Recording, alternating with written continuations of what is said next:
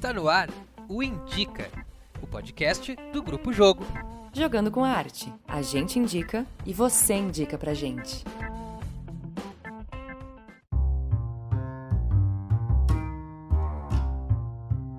Está no ar o podcast Indica, esse podcast do Grupo Jogo. Aqui a gente sempre chama para conversar alguém sobre arte e cultura que vocês indicam. Então é muito importante, eu peço que vocês entrem no nosso Instagram, @grupojogo, e deem um DM, mandem um direct lá, pedindo uma dica, pedindo um tema, perguntando sobre alguém.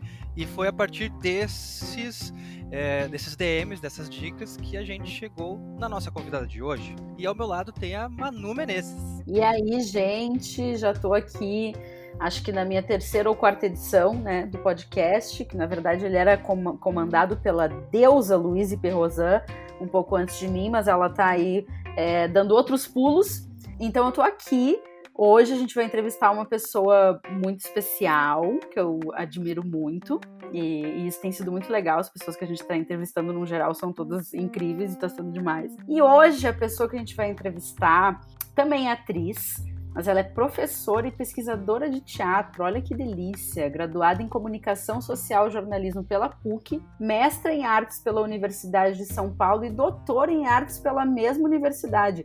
Hoje, ela faz parte do grupo docente do curso de teatro da Universidade Federal do Rio Grande do Sul, nossa querida URGS. E além de tudo isso, ela ainda consegue ser uma das professoras mais queridas do DAD, é o que dizem os seus alunos. Hoje nós vamos receber Patrícia Leonardelli. E aí, Patrícia, como estamos? Oi, queridos, boa noite. Estamos gravando à noite, já comecei falando merda, porque não sei se era para dizer que era boa noite. Ah, mas aqui a gente pode dizer boa noite, bom dia, tá tudo certo. Beleza, então seguimos. Muito obrigada pelo convite e essa linda apresentação. Que bom saber que os alunos gostam de mim como eu gosto deles. E estou muito feliz de conversar sobre essas questões todas tão caras para nós que somos do teatro e para as pessoas que gostam das artes, e estamos todos juntos, embora nesse modo remoto, né? Seguimos juntas e juntos conversando sobre essas coisas lindas que nos interessam.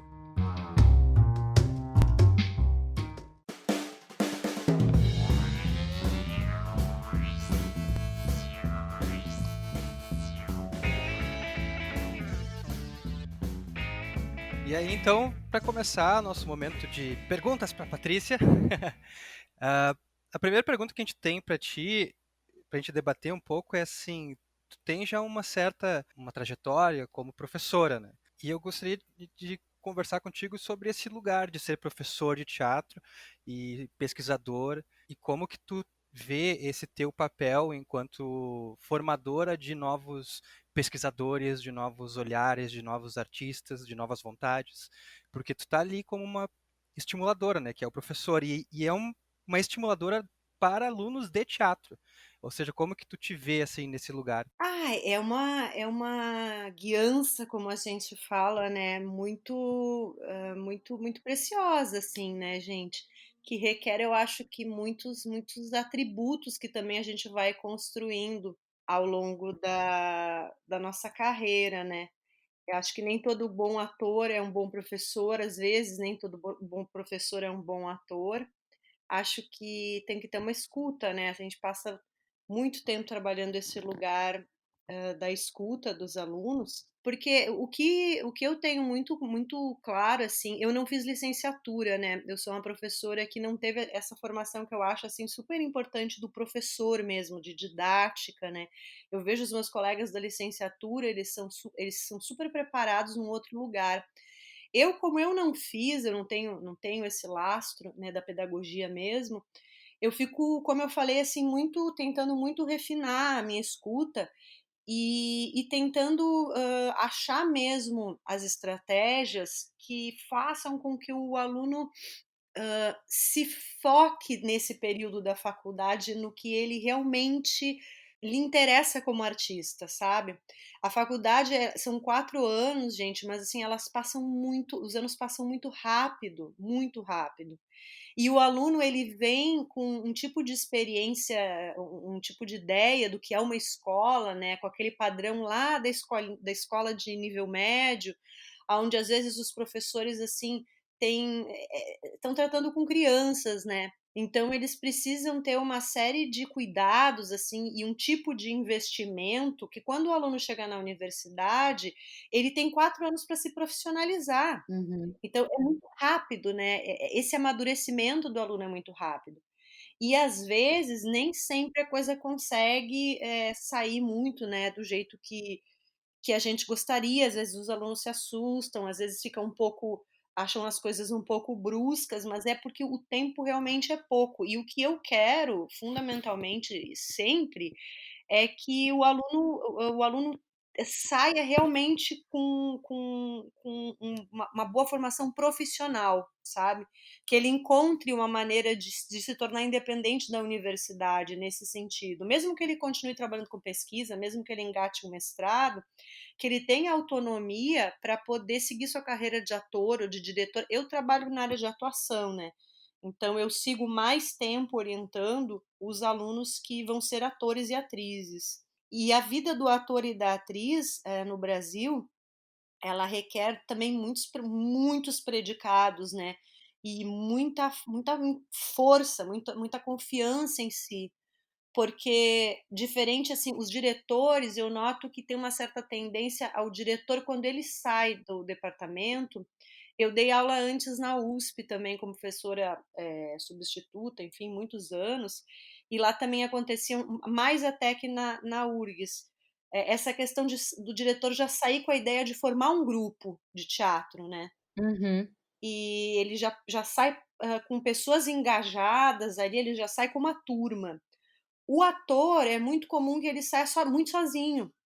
Então ele num dia ele tem uma turma, ele tem o professor, ele tem todo mundo amparando ali, estimulando e disponível para os projetos dele, e de repente ele entra no mercado de trabalho onde é ele que tem que correr atrás dos diretores, do network, dos produtores de cast, de elenco, né, dos editais. Então, me preocupa sempre essa questão da solidão, né, que o aluno fica, principalmente o aluno de atuação, nesses primeiros, meses e até primeiros anos, né, logo que ele se forma. E até esse processo de autoprodução que a gente precisa ter, né. Porque realmente quando a gente sai de é bem isso que tu falou, nunca tinha pensado sobre isso inclusive, que a gente está ali num curso, numa faculdade, amparado de certa forma por colegas que pensam como tu, pensam trabalhos e tem um diretor, um orientador, um professor, e realmente a gente sai bem sozinho. E aí depois que a gente sai é que a gente começa a entender que a gente que tem que correr atrás dos nossos trabalhos, assim, e de ser conhecido e de estar no giro do mercado, né? Independente do segmento que tu queira focar, seja teatro, seja televisão ou cinema, enfim, né? É uma coisa muito sozinha, assim.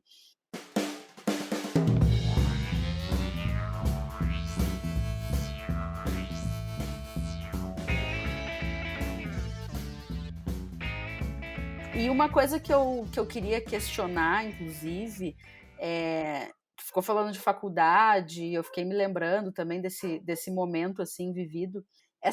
Esse momento que a gente está vivendo, essa pandemia, enfim, ela está nos impossibilitando, né, de ter esses encontros, essas turmas com esses professores, com esses diretores, com esses colegas, e impossibilitando esses processos criativos presenciais. E a gente sabe o quanto isso é importante, né, no teatro. O teatro ele é presença, né? A magia dele também tá na presença, né? Entre outras coisas. Como que está sendo dar aula e pensar o teatro nessa atual situação, assim? Como que está sendo pensar teatro online, sabe? Acho que para todos nós, assim, das artes presenciais, né, eu diria em geral nós de teatro, mas também para os colegas da dança, enfim, das outras áreas também, é Uhum. tudo muito novo, muito desafiador. E acho que no caso de quem trabalha com ensino também bastante desgastante, assim, não vou mentir para vocês, porque a gente está tratando com a realidades muito diversas, assim, entre, né, nos alunos e nas alunas, de acessibilidade, né, de possibilidades, enfim, de ter uma boa internet. Em relação à produção, eu acho que a gente viveu um primeiro momento, as produções, né, o mercado, de uma certa nostalgia da presença, né, uma certa paralisia, assim, da gente não saber muito bem o que fazer. Os primeiros, trabalhos que eu vi iam um pouco nesse sentido também de transpor, assim, os primeiros trabalhos de grupos de teatro que eu vi que começaram a ocupar as redes, né, também estavam muito nesse lugar, assim, da sua peça teatral filmada, né. Uhum. Ainda se estava entendendo como é que poderiam se criar outras sintaxes, né, outros jogos com as redes sociais ou com as plataformas ou, enfim, ou as 2 coisas combinadas. Mas eu acho que, sem dúvida, a gente está ainda porque é muito diferente, existiam grupos, muitos grupos, né, existem, que já vêm desenvolvendo uma pesquisa de intermedialidade e cena, né, já estão, mas porque é algo que está orgânico nos seus desejos e no encaminhamento, né, da sua pesquisa, independente de pandemia. De repente, todo mundo foi obrigado a, de alguma maneira, se apropriar minimamente, nem que seja nesse lugar do simples registro, né, para conseguir manter as suas obras vivas. Ou seja, não é algo que é uma escolha exatamente, eu acho que isso faz toda a diferença, né. Então a gente está experimentando, algumas coisas são mais, acho que funcionam mais, assim, afetam mais, outras ainda foram muito rapidamente capturadas pelo formato Netflix, né, uma coisa que eu tenho observado muito, assim, como essa estética da Netflix ela está chegando também forte no audiovisual, do audiovisual para Uhum. essas experiências de grupo que estão transpondo ou que estão criando coisas. Eu noto que assim, tem muita coisa diferente. E o tempo que durar essa pandemia vai ser o tempo em que os grupos realmente vão ser obrigados a se reinventar por força, né.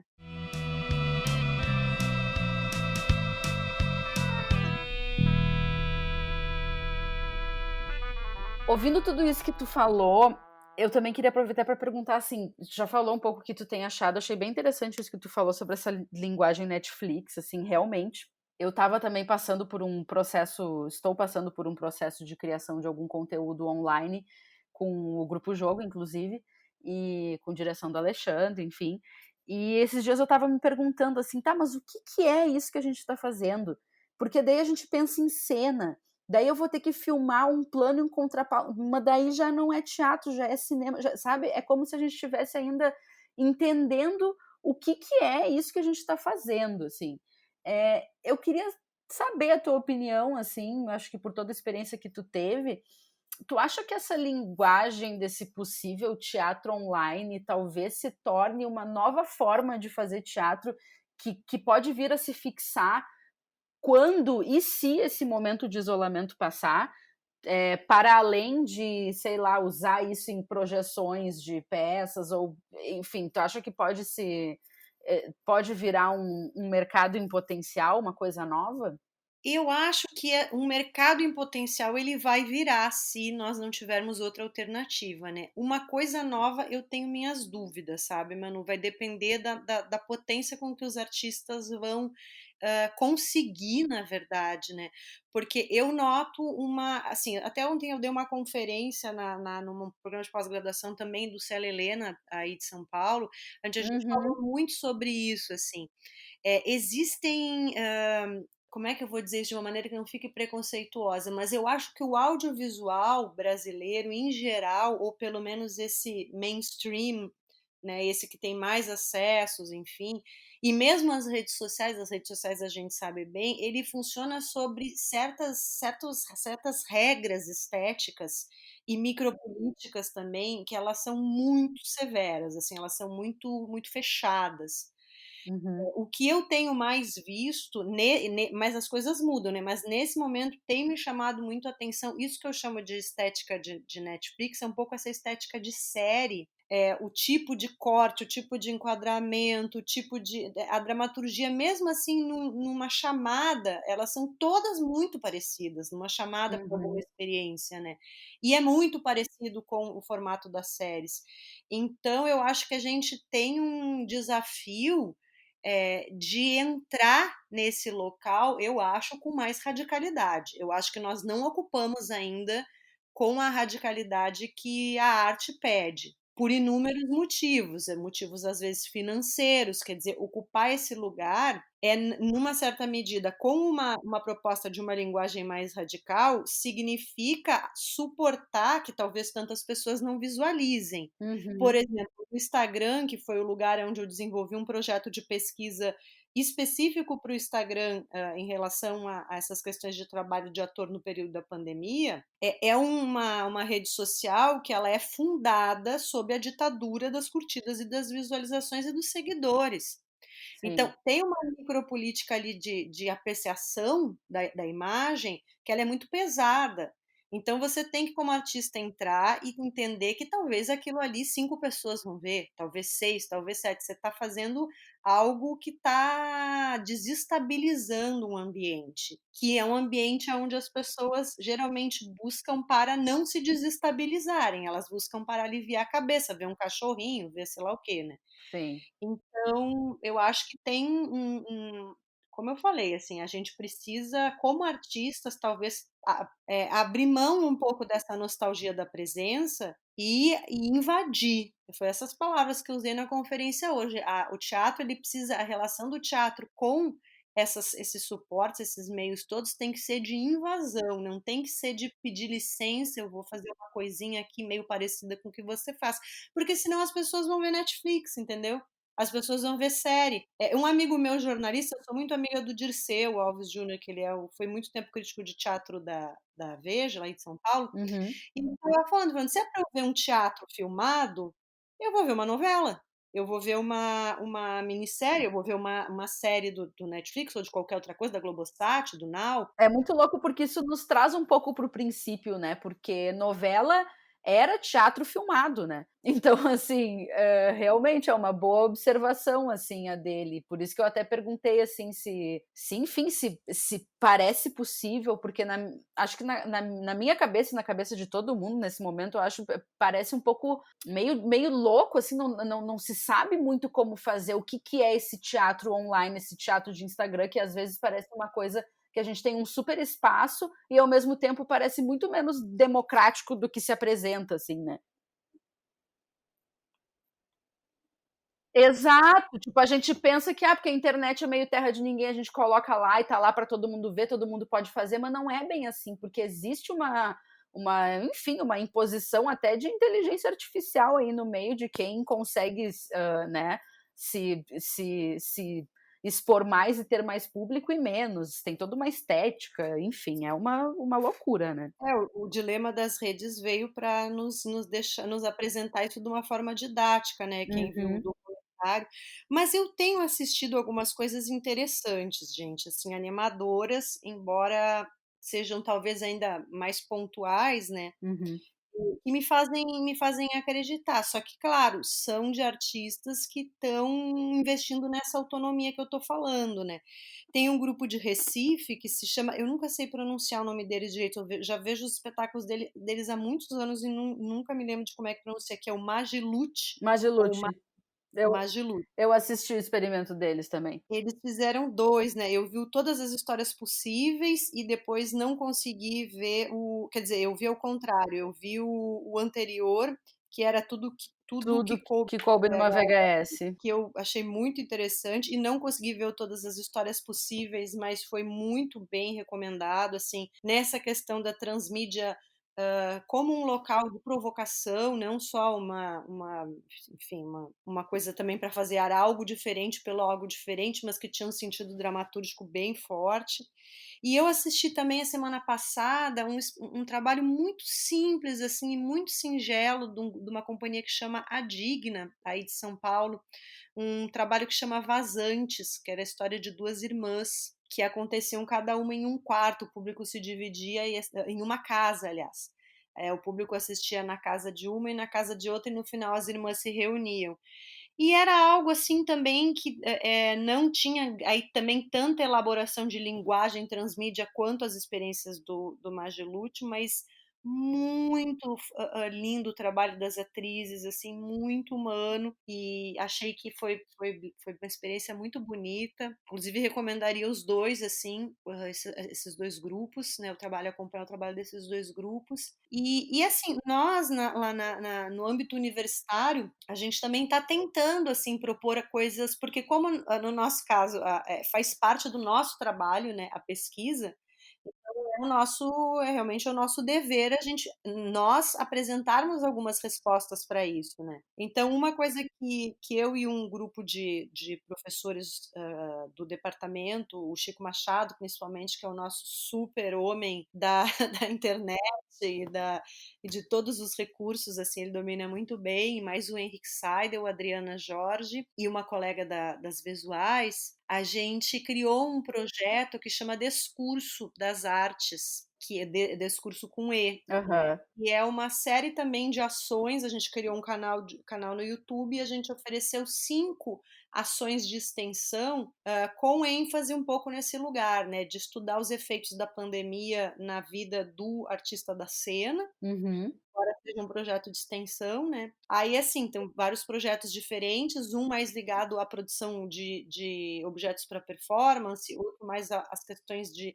modos de autocuidado e criação como autocuidado, vários locais, assim, que eu acho que a arte pode ocupar, né, nos ambientes transmídia, e também tentando apontar algum direcionamento para que algum aluno, a partir dessa experiência, se inspire e consiga também ter as suas ideias, né? Porque Sim. eu acho que a gente vai viver nesse contexto, pelo menos, não quero ser pessimista, gente, mas eu acho que um semestre, um ano, não acho que nós voltemos, assim, pelo menos não plenamente, às artes presenciais. Então, numa certa medida, a gente vai ter que desenvolver nossa criatividade nesse território também.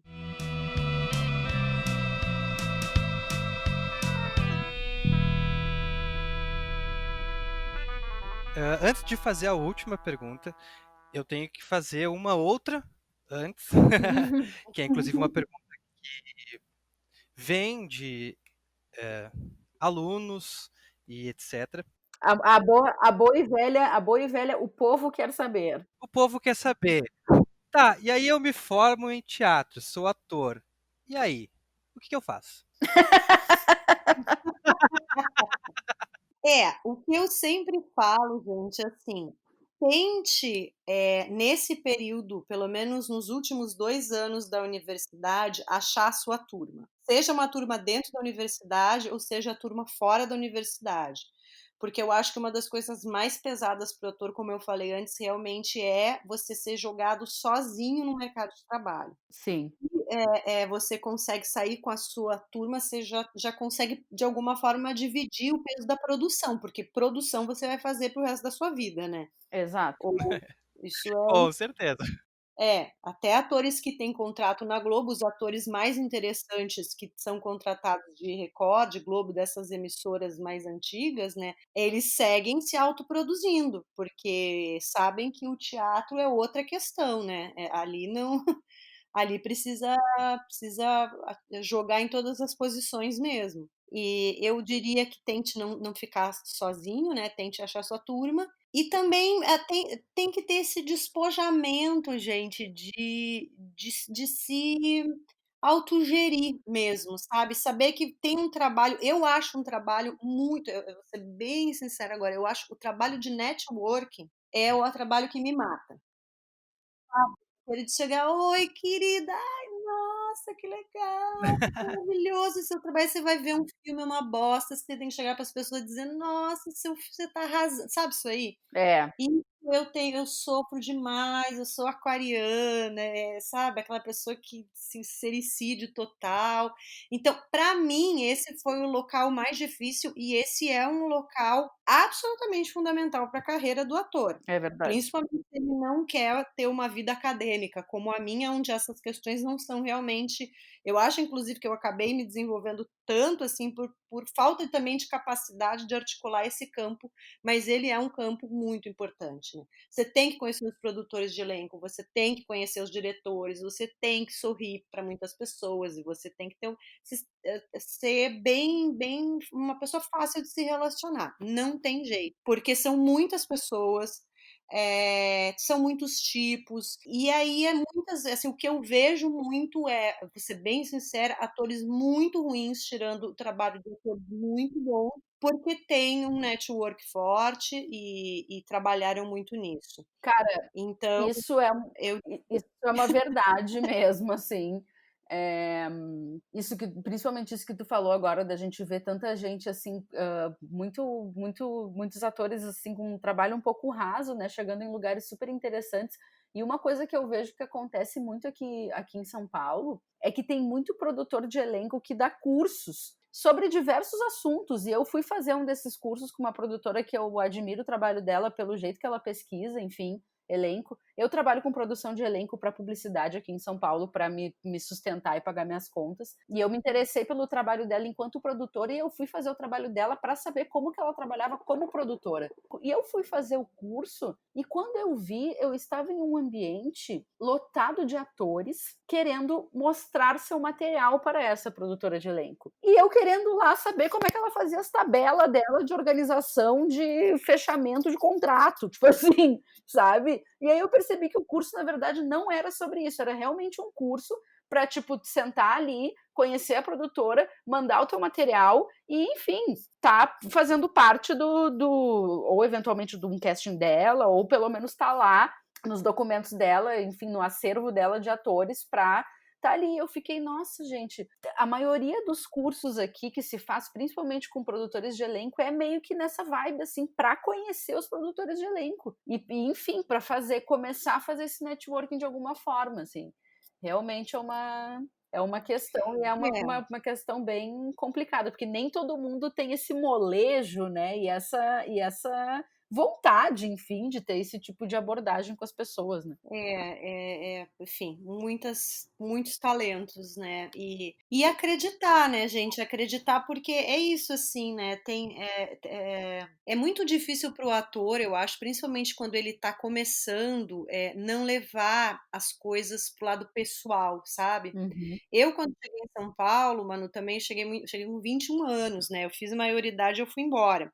Então eu era muito menina ainda, eu entrei na faculdade com 16, muito cedo. E quando eu cheguei em São Paulo, eu sofria muito porque eu achava que um monte de coisas eram pessoais para mim, entende? As Aham. pessoas estavam me tratando mal, as pessoas. E na verdade, assim, é um mercado de trabalho, se a gente for pensar em São Paulo, né, que é o grande mercado para tudo ainda, né? A grande cidade nesse lugar do teatro e das artes, e mesmo do audiovisual, fora as emissoras lá do Rio, são muitas pessoas, aquelas pessoas que também estão já mais escoladas nessa questão um pouco mais blindadas, né? Uhum. Nesse jogo do network, no jogo desses lugares todos que a gente está falando, né? Que são lugares nada artísticos, né? Aham. Nós saímos da universidade muito imbuídos de arte, e aí a gente chega no mercado de trabalho que é um mercado. E Exato. ele funciona nessa lógica bruta, né? Até na lógica da venda, né? Tu tem que se vender. Total, total. Achar maneiras de se vender. E aí o ator ele pode dar uma destrambelhada, né? Ele pode se perder aí, principalmente os atores mais sensíveis, eles acabam que não conseguem, muitas vezes não conseguem, porque é muito seco, muito árido tudo, né? Não tem arte nesse lugar dessas E negociações. muito plástico também, né? Tem uma forma que tu tem que entregar as coisas para vender o teu perfil. Tem essa coisa, assim, né? De tu ter que meio que saber exatamente o espaço que tu tem que ocupar para dar um tiro e dar certo, assim, sabe? Quando, na verdade, artista, não necessariamente é assim, né? A gente é muito múltiplo, faz um monte de coisa e aí fica difícil de entrar nesse lugar de como eu me vendo, como eu me vejo e que perfil eu sou e para onde eu vou apontar, né? E às vezes isso também é muito cruel, sabe, Manu? Porque, por Claro. exemplo, eu já vi acontecer com muito ator bom, uma coisa aí em São Paulo, uma coisa assim. Ele achou o seu perfil para propaganda, Uhum. tá? Para fazer comercial. O cara não consegue fazer mais nada. O exemplo maior disso era o Carlinhos Moreno do Bombril, né? Que era um puta ator, Sim, e ele ficou estigmatizado o resto da vida dele. Então também isso é uma armadilha do mercado, sabe? exato. Quando você se torna um ator bem-sucedido para propaganda, as pessoas também já te colocam o rótulo e elas não te chamam para fazer os trabalhos legais de séries, de coisas mais, sei lá, interessantes do audiovisual.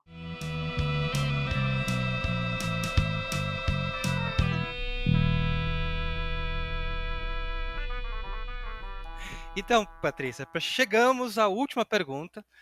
E aí, como a gente é um podcast atualizado. Então, todo mundo sabe que aí no dia 16 de setembro ocorreu a nomeação pelo presidente da República do Brasil ao novo reitor da URGS, o Carlos André Bulhões Mendes, que foi o terceiro colocado nas eleições para os reitores da URGS, né? Na qual essa eleição foi o eleito pelo colegiado, pelos alunos, etc., foi o Rui Oppermann e a sua vice, a Jane. Então, Patrícia, como que tu vê esse processo da política dentro da URGS, desse novo nomeação do novo reitor da URGS? Como é que tu vê a URGS enquanto instituição neste momento da pandemia, assim, e desse novo reitor e dessa nova nomeação, Sempre etc. que acontece uma situação como essa, né, queridos, que é uma situação, ela é legal, que a gente diz que ela é legal, mas ela é muito pouco legítima, né, em que é indicado um reitor que não foi que foi o reitor menos eleito no nosso caso, né, na consulta interna da comunidade acadêmica, a gente fica apreensivo, porque é uma indicação que não parte da base, não tem apoio, né? A princípio não teria apoio, mas obviamente que a gente se abre de alguma forma para a possibilidade de que as coisas não tenham que necessariamente por isso ser as piores. O problema é que assim foi nos anunciado, né, uma série de movimentos de diálogo e de abertura que nós tivemos uma última reunião do Consum na sexta-feira, por exemplo, a reunião foi encerrada pelo reitor. O reitor desligou a câmera e deixou as pessoas na sala. Então, não estamos vendo, então, assim, nos primeiros passos, pelo menos, né, um movimento de que esse diálogo aconteça, porque não me parece que essa é uma atitude muito dialógica. Eu não tenho muitas esperanças de avanço nesse sentido, mas ao mesmo tempo não quero também acho que os alunos e as alunas e os meus colegas assim já estão muito desestabilizados, né, com todas as coisas que estão acontecendo. Então a gente vai seguir trabalhando e tentando fazer o melhor possível, mas sim, sempre deixando claro para a comunidade quando as coisas são prometidas de uma maneira e não são cumpridas, né? Nos foi prometido um diálogo, inclusive este candidato que hoje é o reitor tem uma gravação dele de uma reunião antes da indicação e ele se comprometeu a não assumir se ele fosse indicado, porque ele tendo sido menos eleito, que ele não aceitaria. Ele aceitou. Aí ele nos deu o discurso do diálogo, interrompeu a reunião, né? Nós queremos dialogar, né? Uma comunidade precisa dialogar. Então, vamos ver que vai ser possível fazer em termos de diálogo, que é o que todo mundo quer. E eu acho que também é um momento muito complicado e a gente precisa seguir acreditando, né? Na gente, na nossa arte, nos nossos professores, nos nossos alunos, na nossa juventude, enfim, nas nossas novas ideias, porque talvez seja nesse lugar, nesse momento que mora a nossa esperança, assim, né? Porque se a gente depender do que vem de fora, ou do que vem do alto escalão, ou do que vem do governo, ou dos governantes, ou enfim, a gente está meio ralado, né? Por isso que eu acho, inclusive, um prazer e um momento muito importante a gente estar aqui conversando contigo, porque essas coisas que ainda nos dão gás, nos dão esperança, fazem a gente sentir o ar entrando no nariz ainda, sabe? Então tenho que te agradecer aí por ter cedido teu tempo, teu espaço e estar aqui nos falando tantas coisas legais.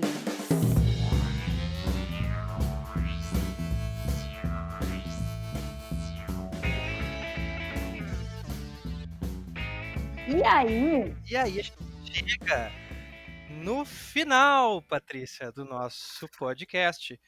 Que no final a gente sempre pede que o nosso convidado indique algo para os nossos ouvintes. Então fique à vontade, Patrícia. A indicação é livre, leve e solta. Pode ser Pode ser desde assim, filme. desde um filme, desde uma cachaça até um método de meditação transcendental. É contigo. Passando por filmes, livros e artigos. Tá. Não, eu acho assim, gente, tem que, assim, a minha recomendação né, para nós que gostamos, enfim, de teatro, de dança, de artes de cena, de artes em geral, que a gente siga acompanhando esses grandes locais institucionais que estão fazendo uma curadoria importante, né? Então, o SESC, com os projetos do SESC ao vivo, o Teatro Porto Seguro, o Itaú Cultural, eles têm uma certa curadoria oficial, digamos assim, dos grandes locais que já estavam, né, já ocupavam um lugar político importante no mercado da arte, do teatro, enfim, antes, que eu acho que a gente tem que também ir lá, dar uma olhada, ver o que eles estão fazendo, né, acho que sim, isso é bem importante. Mas tentar garimpar um pouco também, como eu indiquei a experiência do Magilute, dessa Companhia Digna, que é uma companhia mais não tão divulgada, talvez aí de São Paulo, né? A gente tentar encontrar os grupos assim onde estão tentando fazer umas coisas um pouco diferentes, assim, estão fazendo os primeiros esforços, né? Nesse lugar das linguagens mesmo. E eu acho, gente, que também uma coisa importante é os momentos de recolhimento, sabe? Uhum. A gente dá um certo detox, às vezes, se permitir um certo detox também das experiências todas, principalmente daquelas que são muito repetitivas, como as plataformas de streaming, né? Uhum. Assiste um pouco, assim, mas se permitam também se encantar com as coisas ainda cotidianas, dar um passeio, ler um livro, que é uma coisa, um livro de papel, pega um livro, lê o livro. Uhum. Porque tem uma coisa que é o que a gente chama da colonização da percepção e da colonização do imaginário. Se a gente fica muito tempo operando em um local, em certas regras, né, o nosso corpo ele fica muito viciado e muito acomodado. Isso para o artista é muito ruim, a gente perde fica muito pobre, né, o nosso guarda-chuva perceptivo, a nossa sensibilidade. Então também passar uma semana, 10 dias, 15 dias sem ver nada virtual, lendo um livro ou pintando, quem pode, né, desenhando, fazendo alguma coisa manual, também é importante, sabe, para a gente poder realinhar assim a nossa sensibilidade.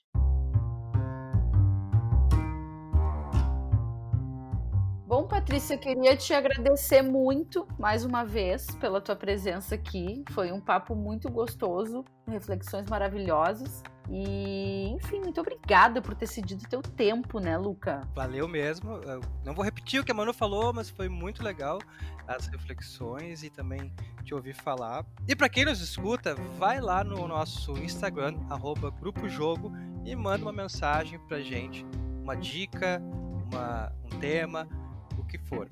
Muito obrigado, Patrícia, por ter cedido este pequeno...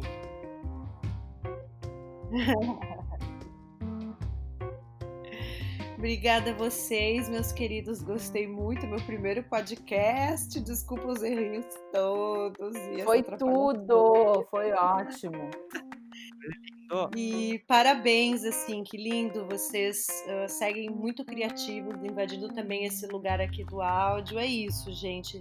A gente continuar nesse estado de criação pulsante, né? Bem juntos, porque estamos juntos de alguma maneira. Muito obrigada pela oportunidade, pelo convite. Gente, outra coisa legal que eu gostaria de lembrar é que se vocês entrarem lá em www.grupojogo.com.br, tem um lugar lá muito legal chamado Chapéu Virtual.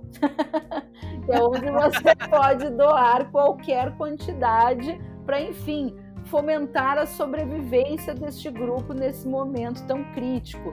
E como a gente está nesse trabalho de gerar bastante conteúdo, enfim, porque a gente está aqui, quer criar e justamente quer, como a Patrícia falou, invadir, qualquer colaboração é bem-vinda. Sério, de 50 centavos a R$1.000, a louca. Então, assim, quem quiser colaborar, é só entrar lá. E quem quiser alguma sugestão de alguém que gostaria de ouvir por aqui, de alguma... Assim como a Patrícia foi sugestão dos próprios alunos, a gente também aceita sugestões de pessoas para serem entrevistadas, para virem aqui indicar coisas. E isso tudo pode ser feito pelo nosso Instagram. E é isso, pessoal. Até o próximo. Até!